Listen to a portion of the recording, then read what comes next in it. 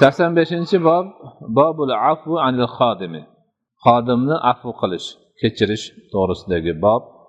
163 hadis sharif Abi Umama radhiyallohu anhu dan rivoyat qilinadi. U kishi aytadilarki, aqbalan nabiyyu sallallohu alayhi va sallam ma'ahu gulamani.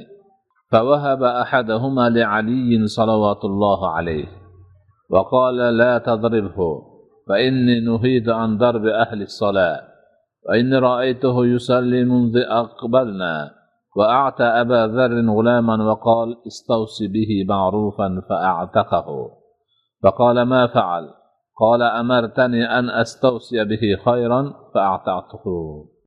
Rasul akram sallallohu alayhi va sallam o'zlari bilan ikkita qulni olib kelibdilar. Shu qullardan birini Hazrati Ali radhiyallohu anhu ga sovg'a qilib beribdilar. Aytibdilarki, sovg'a qilgandan keyin buni urmagin debdilar Hazrati Aliga. Rasul akram sallallohu alayhi va sallam: "Men namoz o'qiydigan odamlarni urishdan nahiy qilinganman. Kelganimizdan beri ko'ryapmanki, bu bola namoz o'qiyapti. Shuning uchun buni urmagin" debdilar. Bu yerda avvalo qulni ehtiromi, qul bo'lsa ham, mulk bo'lsa ham, shunaqa bir nimasi yo'q bo'lsa ham, baribir urmagin. Ikkinchidan, namozni ulug'ligi. Mana shu qulni payg'ambar alayhisolatu vassalom Hazrati Aliga urmagin deb tayinlab nahiy qilishlarini asosiy sababi o'sha bolani namoz o'qishligi ekan. Rasul akram aytadilarki, "Men nahiy qilindim." U kishi nahiy qilinsa qayerdan bo'ladi? Allohdan. Ya'ni Alloh menga ahli salatni urishni nahiy qildi, man qildi. Shuning uchun sen ham buni urmagin debdilar. Keyin ikkinchi qulni Abu Zar al-Ghifari radhiyallohu anhu ga beribdilar. Rasululloh sallallohu alayhi va sallam aytdilarki, bunga yaxshilik qil. Bunga ma'ruf ish qil deb bergan ekanlar. Hazrati Abu Zar al-Ghifari olish bilan sen ozodsan, ketaverdi. Keyin Rasululloh alayhi nima bo'ldi bu Abu Zarga bergan bola nima bo'ldi desa, o'zingiz aytdingiz, yaxshilik qiling dedingiz, yaxshilik qildim, ozod qildim dedi. Demak, sahobalarning ham shu darajada qul ozod qilishga rag'batlari katta bo'lgan. Bo'lmasa u vaqtda bitta qul katta mulk bu. Butun bir oilani tebratadi, har qanday aytgan ishini qiladi, pul mol topib keladi, boshqa bo'ladi. Lekin shunday bo'lsa ham sahobalarda kishilarni ozod bo'lishiga, qullikdan bo'yinlari erkin bo'lib chiqishiga rag'batlari katta bo'lganidan mana shu ishni darhol qilgan ekanlar. 164 hadis Anas radhiyallohu anhu dan rivoyat qilinadi. Qadiman nabiyyu sallallohu alayhi va sallam al-Madinata va laysa lahu xodimun. Rasululloh sallallohu alayhi va sallam Madinaga kelganlarida, ya'ni Makkadan hijrat qilib kelganlarida u kishining xodimi yo'q edi. O'zlariga xizmat qilardilar. Xizmatchilari yo'q edi. Fa akhadha Abu Talha bi yadi fantalaqa bi hatta adkhalani ala an-nabiy sallallohu alayhi va sallam.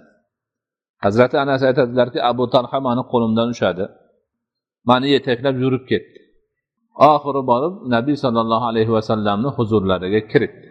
Abu Talha bu Anas radhiyallohu anhuning o'gay otalari.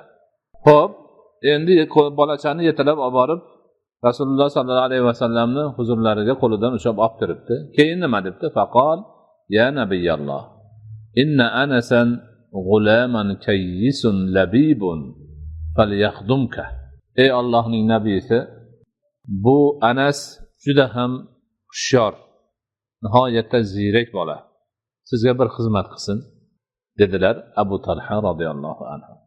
Keyin Hazrati Anas o'zlari aytadilar, "Faqadamtuhu fis-safari wal-hadari maqdimahu al-Madinata hatta tuwfiya sallallohu alayhi va sallam ma qala li an shay'in sana'tuhu lima sana'ta hadha hakaza wa la qala li shay'in lam asna'hu ala sana'ta hadha hakaza."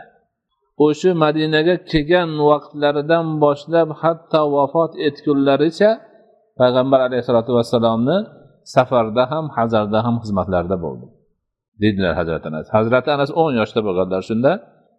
Kechasi yu kunduzi safarda yu hazarda qayerda bo'lsa xizmatlarida bo'lganlar. Tahoratxonaga kirib ketsalar, kavushlarini ushlab o'tirardilar. Mehmondorchilikka. Yugurib chiqqanda borib oyoqlarini oldiga qo'yardilar. Tahoratxonaga borsalar, orqalaridan suv olib borardilar. Kesak tutardilar. Ish qilib nima xizmat bo'lsa, Hazrat Anasdan qolmas edi. Ana shunday qilib Rasul akram sallallohu alayhi vasallam Madina Munawvaraga qadam bosganlaridan boshlab toki vafot etganlaricha Hazrati Anas xizmatlarida bo'lganlar. Endi nima deyaptilar? Ana shuncha muddatda u zoti va barakot alayhissalatu vassalam biror ishni qilgan bo'lsam nimaga qilding deganlari yo'q.